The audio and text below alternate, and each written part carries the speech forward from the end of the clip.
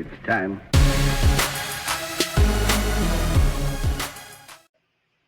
We're rolling. Don't fuck it up. Probably going to.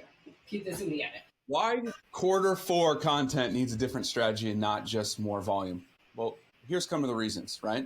Q4 sees the highest ad spend and engagement drops across all platforms because people are flooded and attention is fractured. We're also all shopping. Let's be real. That's where we're at, right?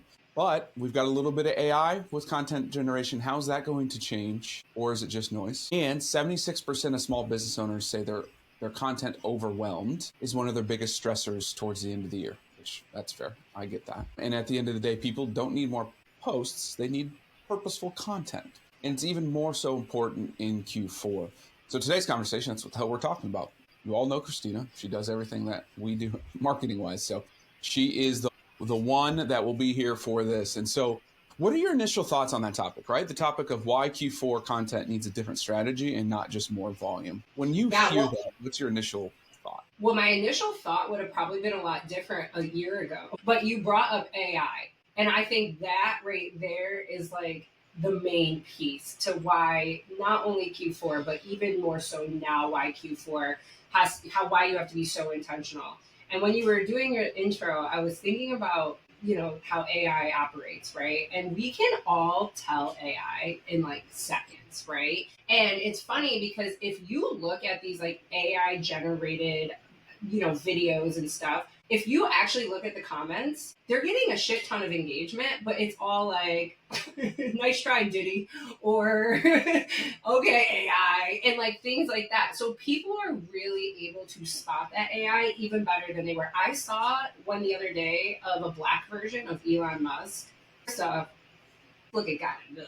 But two, it was AI, right? But it stirs up all these conversations. So the biggest thing is people can tell AI right off the bat better than ever right now. Like your grandma can probably tell, right? Like it is very clear as day that it's AI. And so you want to make sure that listen, I'm about AI. I use AI, but not in video form or not in photos. That kind of drives me up a wall because again, it's so obvious. And so, when it comes to Q4, you said it in the beginning, people are in this buying mode. Year is coming to an end. People are starting to think about, oh shit, what the fuck did I do all year this year, right? We start getting into that like New Year's resolution, all that stuff. So people are in the mood to not only spend, but reinvent themselves, right? We're getting to that point. And so one of the things I always target on when I'm doing marketing in Q4 is like, especially in my industry, like what did you do all year?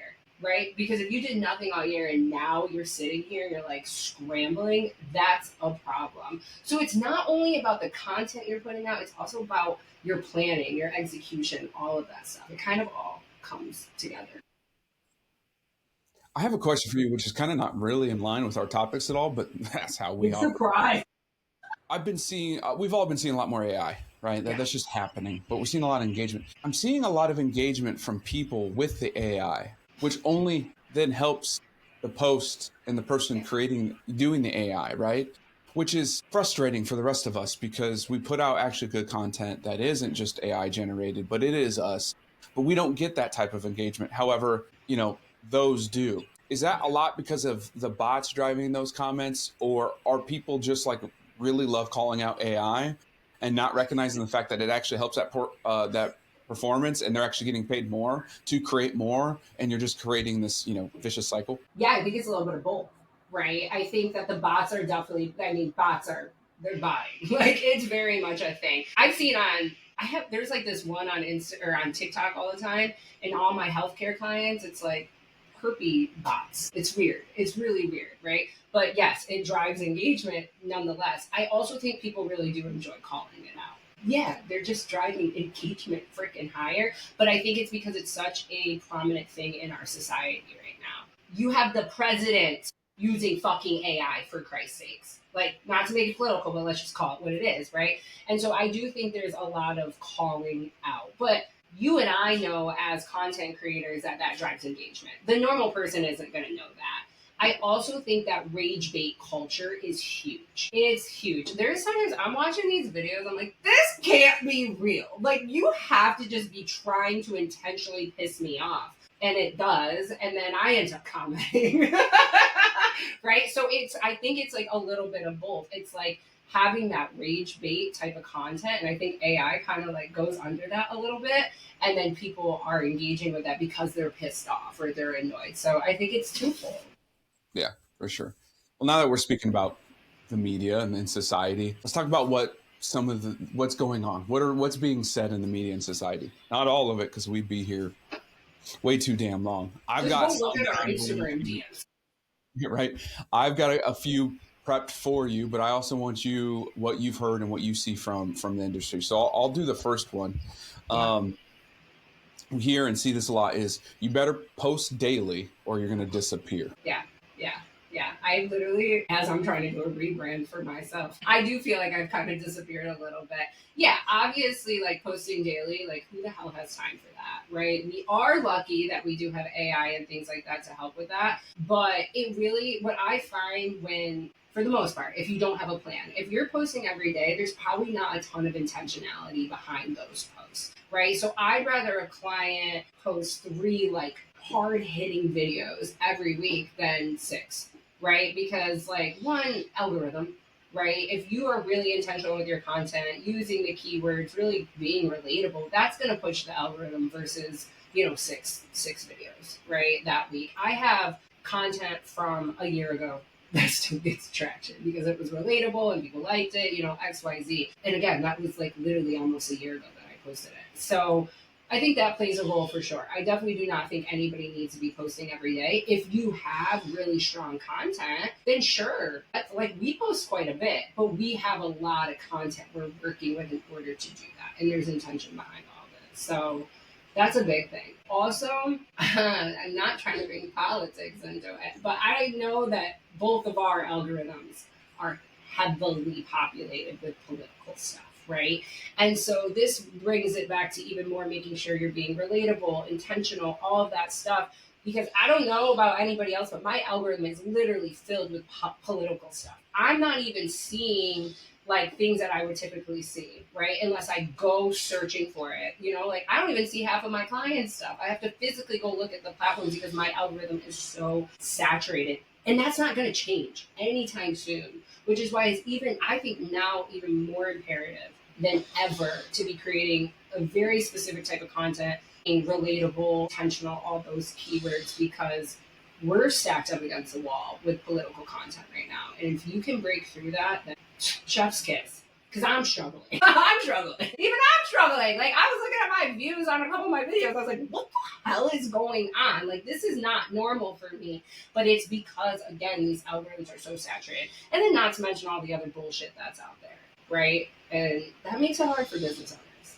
Because real damn can't difficult. Make a bunch of fucking funny content all the time. Like, that's just not what we're going to do. And so, you have to get creative. And as much as it's a pain in the ass, you got to be on multiple platforms. You just have to, because one platform is always going to outperform. I'm actually very happy with how our new it's actually I'm seeing some good patterns, which is good. But as we know, we might get a bump on TikTok, or YouTube is really helpful for us, but we won't get those bumps on other platforms. And so I think also being on other platforms is going to be.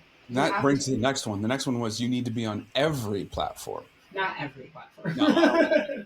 Because good Lord, too much. Like if you're on Twitter, still just get off. I hate it so much at this point, because that's a terrible cesspool. But talk us through, like, obviously we don't need to be on every platform, but you need to be on more than 1 and 2. Yes. In my opinion. I agree. Right. I think we are on YouTube.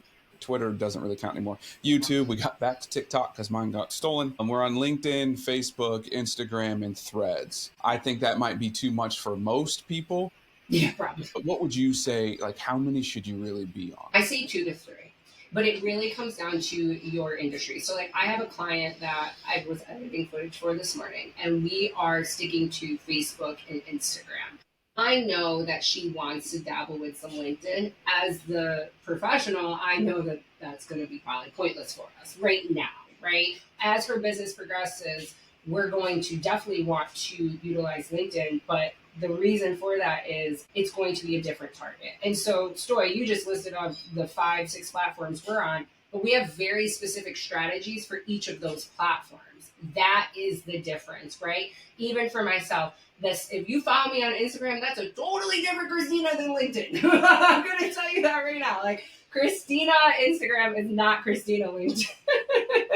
And it's because my market is very different, right? I know if I'm on LinkedIn, I'm really targeting healthcare providers, financial services, service-based businesses, where on Instagram, target more of like your everyday entrepreneur, right? My content's going to be more suited to that for that. You know, I think that everybody should be on 2 to 3 platforms, but you also need to think about, who's my target audience over there and what's the type of content I'm going to be sharing over there, right? So, you know, on, even for you, I think it's just TikTok and YouTube, we only really post the same content. Everything else is kind of like staggered out in a different way. Text heavy on LinkedIn for you, because we know videos don't do shit for you, right? And let me put that out there too. It's all different for everybody, right? Videos might not do well for us over on LinkedIn, but they might do really well for you. Like, I have 2 clients where videos completely crush on LinkedIn. Stoy is not one of those clients. Not a chance. Not a chance. But we know that, right? And we altered our strategy in order to serve that. So get on 2 to 3 platforms, but really ask yourself, do I need to be on these platforms? Who is my target audience on this platform? Because I'm going to tell you right now, it's like clockwork across the board. I find that all my clients just about have a different target on one platform versus the other. Yeah, for sure. Social strategy. Does AI replace that strategy? I know we just went through strategy. I mean, it's huge piece of it all. But a lot of people are saying, well, I don't need a Kristina. I don't need a strategist, because I'll just go use AI. I'll just go use ChatGPT. There's some truth to it, but there's not. So shine some light onto that. Well, one, you still need somebody to operate these platforms. They are not foolproof, right? You can't just plug something in. You actually have to train your AI, right? Like, I think we've trained the hell out of ChatGPT at this point. Like, I've trained ChatGPT to know exactly what I'm looking for. It doesn't mean it still spits out exactly what I'm looking for, right? And so in order to really to get the full benefits out of these AI tools, a human has to fuel it regardless. So, I mean, you can use it. It's going to cut down on your time 1,000%.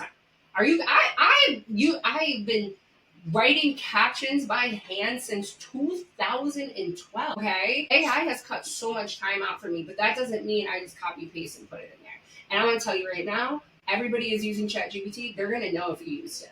They're going to call it out. The fucking president had something the other. I was like, this is so ChatGPT. Best one indication, M dashes. M dashes are such a huge indication that your ass just used ChatGPT.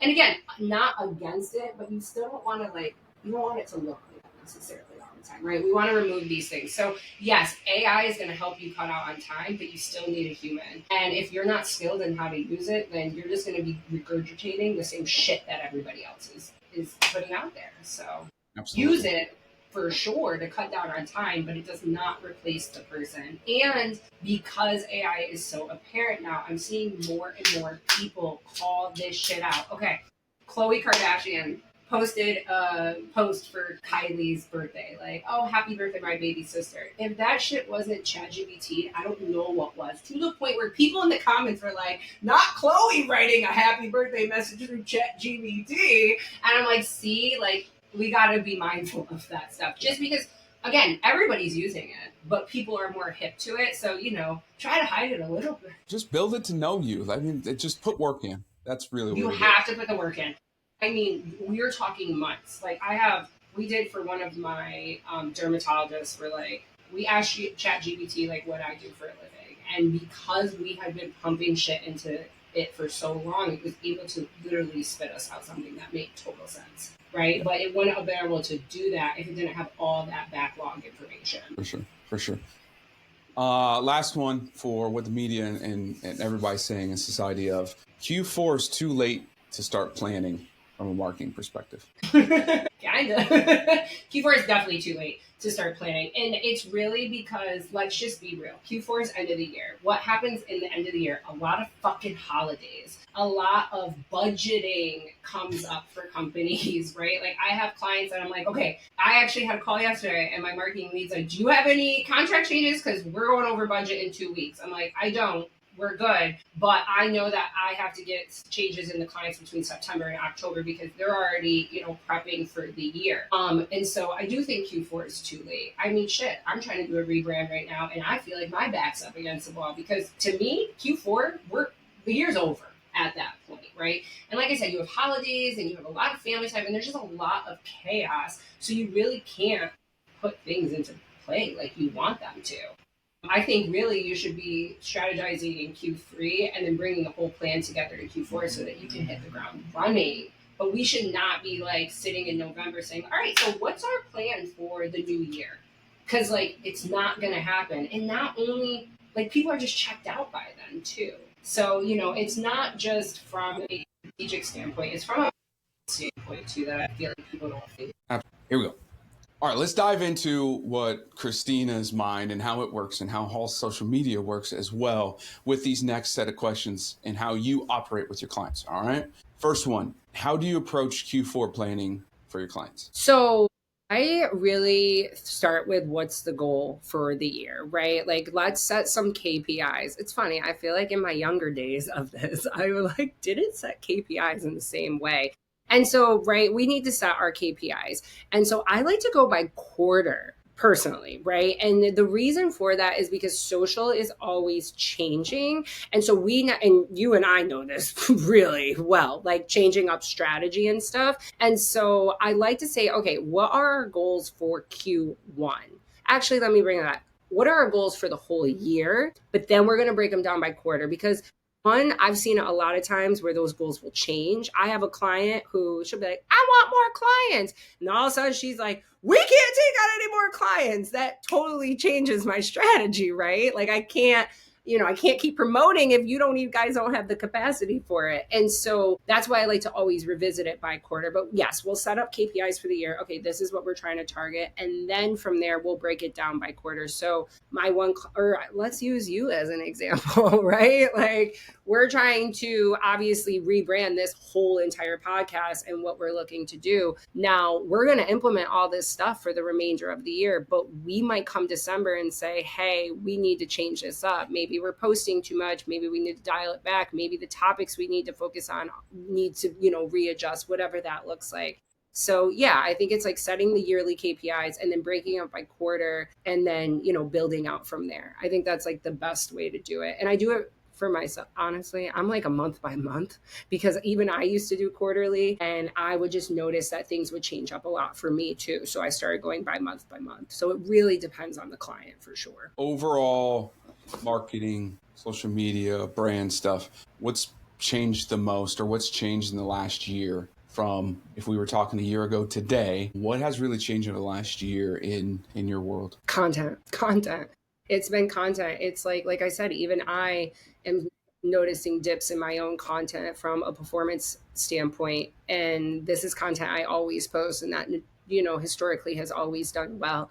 And so I think one of the biggest things is because of the climate of our country, people don't want to listen to a bunch of heavy shit all the time. I don't know about you, but like it's every day. We're all going through it. So I think the shift of content it's like even more important to be relatable at this point. People need that sense of connection, that sense of community, especially again, in the climate that we're in. I see the type of content that's performing is just a totally different vibe than it was a year ago. Again, you are a perfect example of this and how we've had to switch things up so many times because of just the nature of the world. Hello, us doing the current events, right? They do well for us because they're timely. And so I'm also finding that like timely content is even more important. I know that I shouldn't be, but we know this. I'm like new to the YouTube game, really and truly.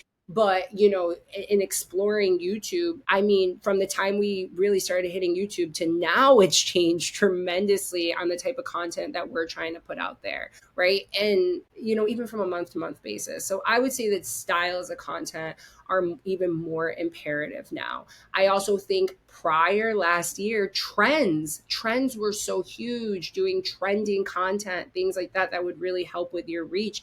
I don't think trends have the same effect as they used to. Again, I think people are wanting that more raw, real, authentic. And again, people have always wanted it, but it's even more needed now. Another little nugget, if you're on Instagram, hashtags don't matter anymore. They Yeah, don't. hashtags die crossed everywhere, it Just seems. about. I would say probably TikTok is the one that would probably be the most utilized. But yeah, and that was something that came straight out of like the CEO's mouth on Instagram, that hashtags just don't hold any weight. So, I see clients and even new clients that come in, they're like, oh, I got to make sure I have a hashtag strategy. I'm like, no, you don't. Like, you literally don't, because it doesn't matter anymore. I haven't included hashtags and shit in forever. If you see hashtags, it's because Nicole scheduled them with hashtags, not me. I'm not putting them in there. Like, it's just pointless. So, that's such like a little tangible thing, but it is a thing that has changed. So really the content ecosystem has just changed tremendously this year. I hate Kind it. of, to fall into the next part, right? That was the change. What's changed the most over the last year? What's currently working? What's actually working in marketing right Yeah.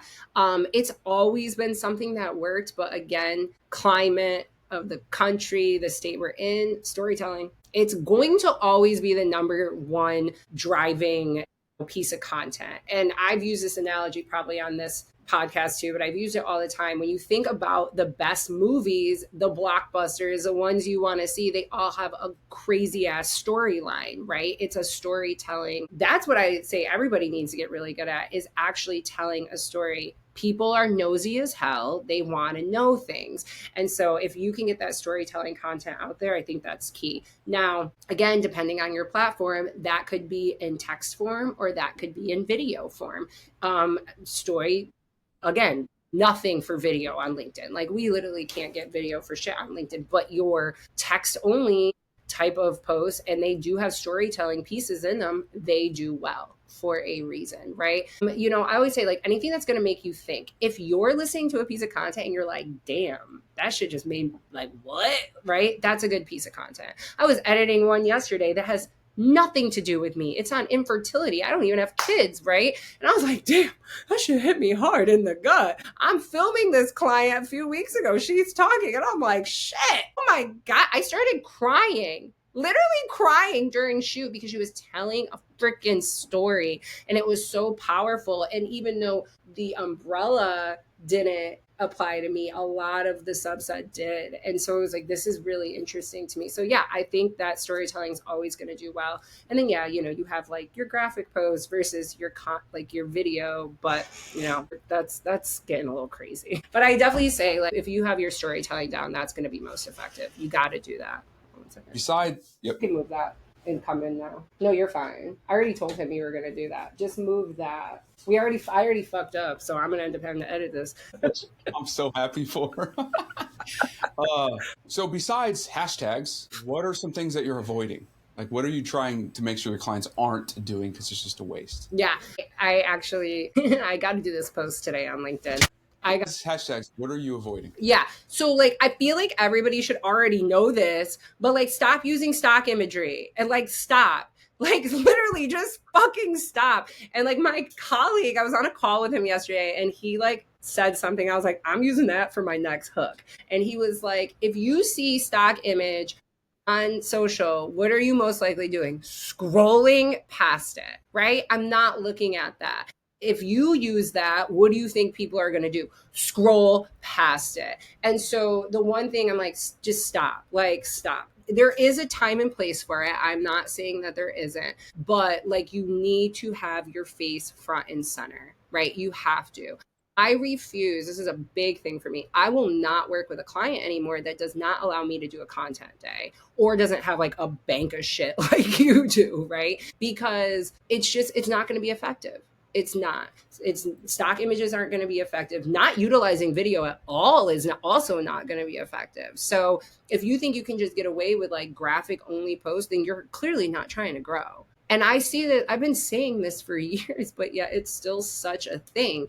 And then if you're using AI videos, strictly AI videos, you're not going to see ROI growth. You might see engagement, you might see some social growth, but the whole point is to drive traffic to our business. That type of content is not going to drive traffic to our businesses. Again, time and place. It's a time and place. But if your full strategy is AI videos and stock imagery, like, get the fuck out of here.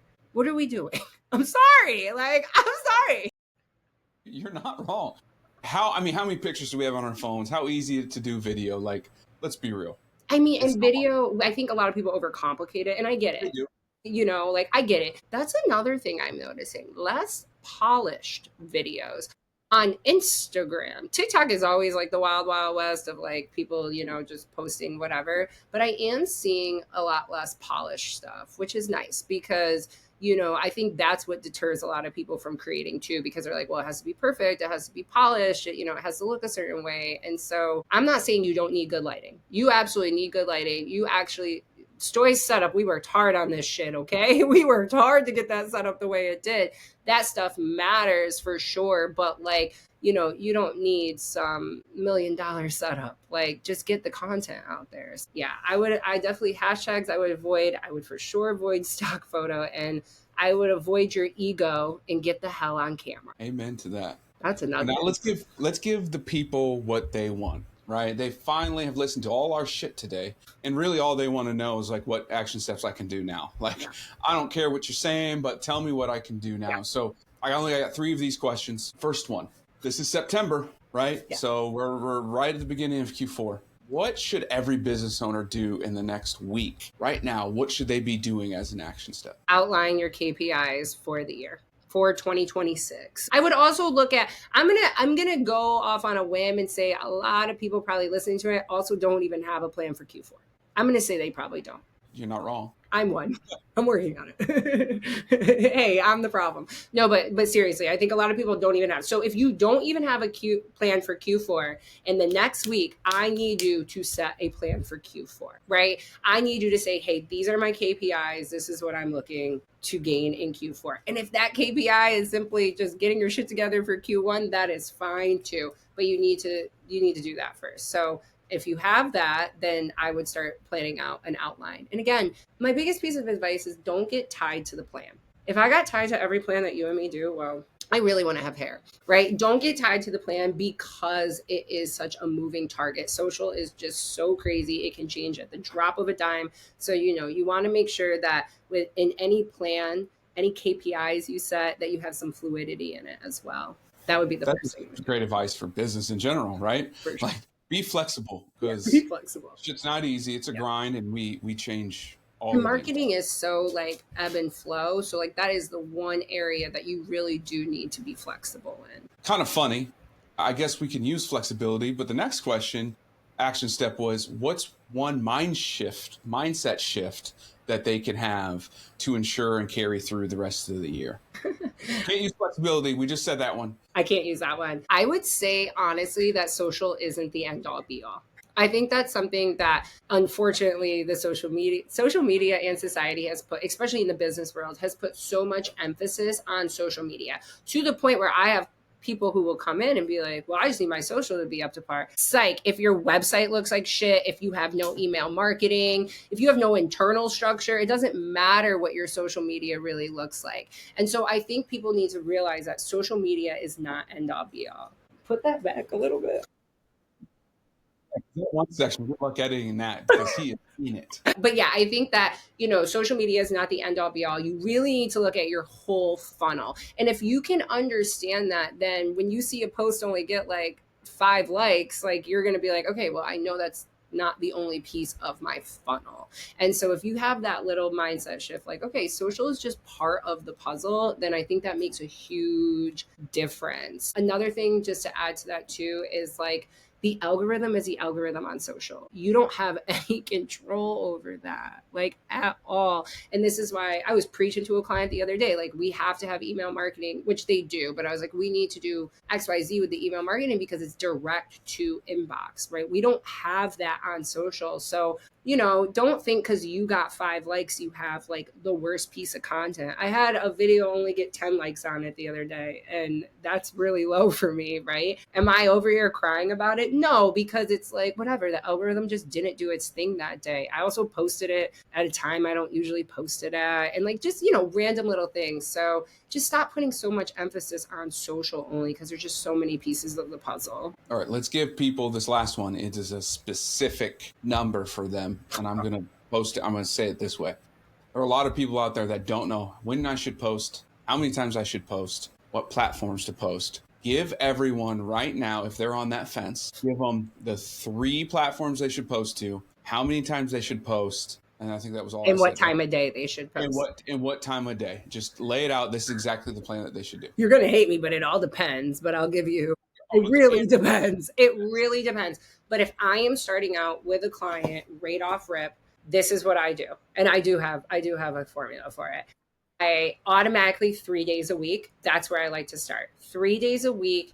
The top platforms I hit are Instagram, LinkedIn, and it depends, but Facebook or TikTok. I'm going to say Facebook or TikTok. My 2 top platforms that I believe all my clients do really well on is Instagram or LinkedIn. Those would be the 2. And then time of day to post. Everybody's time of day really is different. I've seen Adam Moziri on Instagram talk about this. Like, it truly comes down to you. I have a client that if we don't post at 12 p.m., it really doesn't do shit for him. Like 12 p.m. works for him. It has for years. And so if I'm starting out with a client, I always have them post at 12 p.m. That's what I start with. And then from there, I start to adjust. We did that with YouTube. We would have never thought to post at 7:30 at night on YouTube, right? We saw metrics and things like that. So 3 days a week, Instagram, LinkedIn, and one of the other ones potentially, but definitely Instagram and LinkedIn, and start at 12 p.m. posting time. What days? I always start with Monday, Wednesday, Friday. Yeah, just start there, and then just like with the time, start to adjust. Give it, like, I would say, post at that cadence for 3 months. Do 3 posts a week, 12 p.m., Monday, Wednesday, Friday, for 3 months. That will give you enough ammo to collect, like, okay, like, what are my hot times? What are my not? Instagram is a little different. YouTube seems very intentional. YouTube seems very specific, but you want to look at those metrics because that's going to help you adjust for sure. Well, hey, thanks for listening to us over this Q4 talk, everybody. All right, you know how to reach out to us, the Hall twins, the Hall fam. You know how to get to us. But ultimately, we want you to, with this new content, because this is the first episode of it all, to really understand what's going on, take it from heart from our guests or our experts, have some actionable steps. But truly, we're diving deeper than we have before. So if you love this content, let us know. Also, reach out. I know I've said it again, but we're on all the socials. And we truly believe the best way for you to learn is to reach out, engage. Yeah, I know it helps our algorithm, but it truly is a way for us to engage with you without you, needing to set up a meeting. So you don't know what to talk about if you don't ask. As always, we talk every other second. Everyone else, all her stuff will be wherever she puts it, and she's editing it this time because she messed it up. I did mess it up. Whoops. Thanks for listening.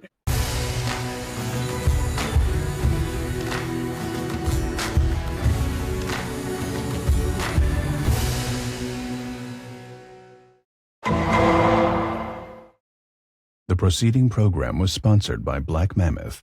Any awards, rankings, or recognition by unaffiliated third parties or publications are in no way indicative of the advisor's future performance or any individual client's investment success.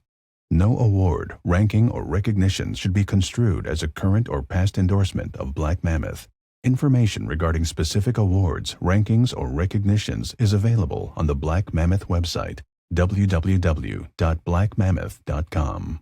All investment strategies have the potential for profit or loss. Investment strategies such as asset allocation, diversification, or rebalancing do not assure or guarantee better performance and cannot eliminate the risk of investment losses. There are no guarantees that a portfolio employing these or any other strategy will outperform a portfolio that does not engage in such strategies. This broadcast should not be construed by any client or prospective client as a solicitation to effect or attempt to effect transactions and securities or the rendering of personalized investment advice due to various factors including changing market conditions. The information discussed in this broadcast may no longer be reflective of current positions or recommendations. While information presented is believed to be factual and up-to-date, Black Mammoth do not guarantee its accuracy, and it should not be regarded as a complete analysis of the subjects discussed. The tax and estate planning information discussed is general in nature and is provided for informational purposes only and should not be construed as legal or tax advice. Listeners should consult an attorney or tax professional regarding their specific legal or tax situation. Past performance is not indicative of future results.